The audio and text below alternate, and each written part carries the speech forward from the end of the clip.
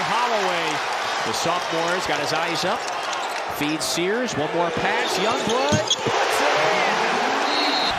Jones hits the roller. Knocked away. Gibbons got a piece of it.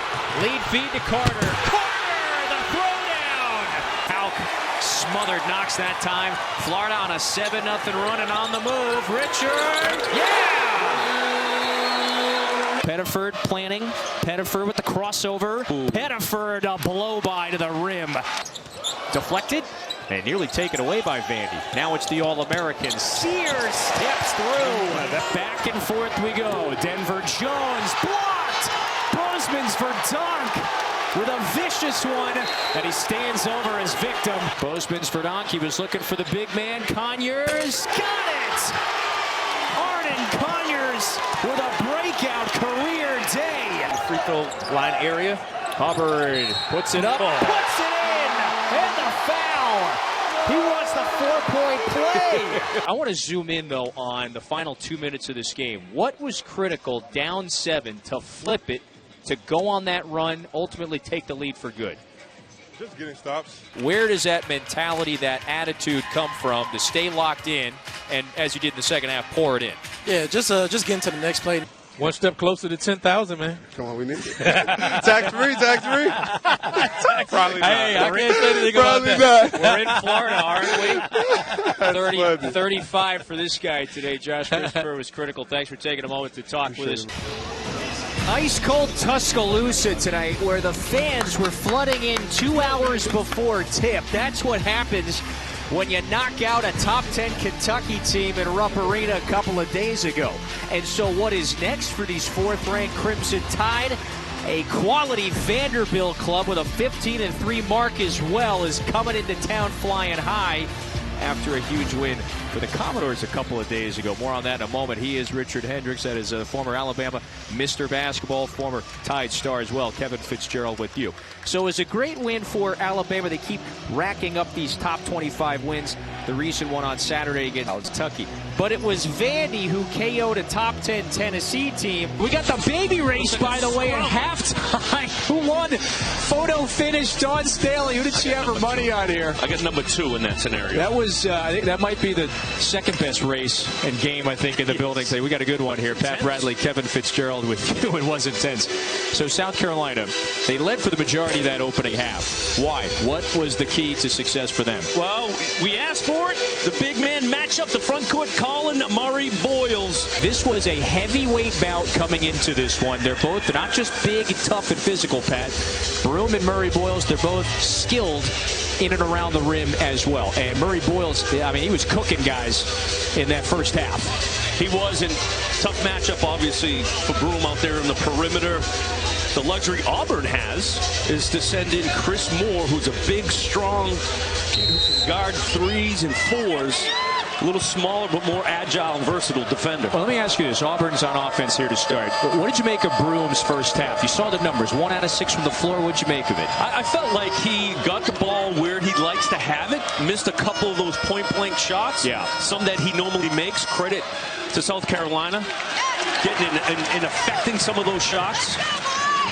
Make no mistake, that was likely the best 20 minutes of basketball for South Carolina this year. Look, they beat Clemson here in overtime. That's their best win. However, against the second-best team in America, and a lot of folks consider them as having the best resume in the country, that was a super first half. So it stays here with 16 on the timer.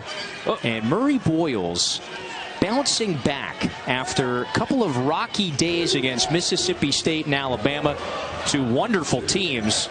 He has come out on fire today. When the top team in the country comes into the house, it grabs your attention. Ugasu, the long 2, saved, but ball back to Auburn. And you mentioned some of the other things South Carolina has been able to play to their strength. They haven't shot the 3 well, 2 of 9, but they're winning the free throw battle, okay? They shot 10, made 8 of them, holding Auburn to only 3 made three-pointers. They averaged 10-plus made threes per game, so a lot of the numbers going South Carolina's way. Baker Mazzara, lob. Cardwell was trying to throw it down on Pringle. Could not get a clean handle. Murray Boyles, the accelerator, blocked by Broom. Wipes it away, and now numbers here for the Tigers. Denver Jones goes in strong. That's good.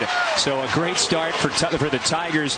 They got that basket right before the horn, and now it's back to a 4-point game. And you see how quickly they get out in transition. Very good shot blocking team, so normally they're able to block shots, get out in transition like they just did. Jacoby Wright trying to get going. A scoreless first half for the senior from Fort Mill. Averages about 10 a game, but still nothing today. This is Broom, the step through, missed it, and now he's 1 out of 7 from the field. And that's a shot where he's making that 4 out of 5 times, and he's getting those looks.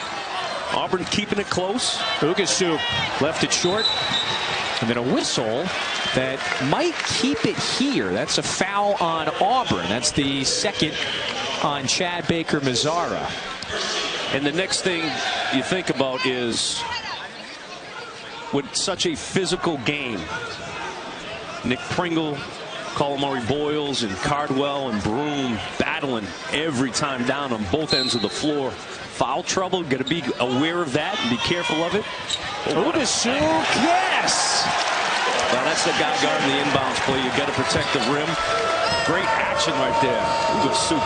First start of the career for the sophomore. Ugasuk has been aggressive. South Carolina has needed some of their non-traditional scorers to step up. Ugasuk has 2 starters out with injuries. This is Jones, little hesitation. Jones, couple of head fakes. Ugasuk did a nice job there. Didn't bite on any of those.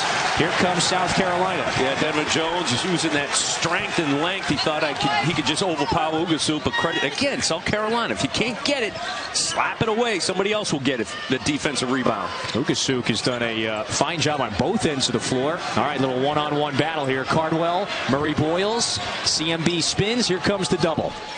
Jones gets back to the 3-point specialist. Right, the spin.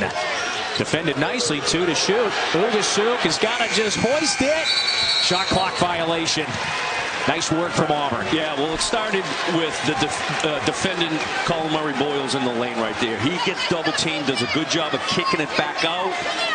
But Auburn, quick rotations. They don't allow Jacoby Wright. Catches it already on him, so great job in rotations. And these are the adjustments that we very much figured were going to kick in for the second-ranked team in the nation, who has rarely trailed at the half. Matter of fact, this is just the 4th time out of their 16 games where they have trailed at the break.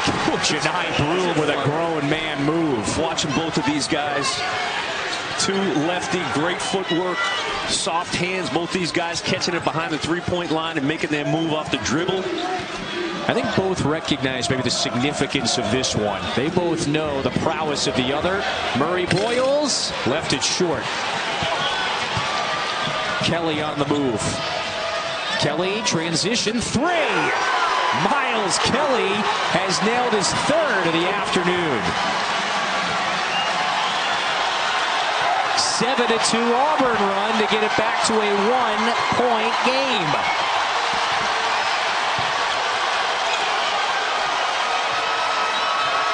Little life from the Auburn fans that have made the trek to Columbia. There's Murray Boyles. Barging into Cardwell. Goes up. He's fouled. Murray Boyles says, I will take that, and I will go to the line when we return. Auburn getting back out in transition off that defensive rebound.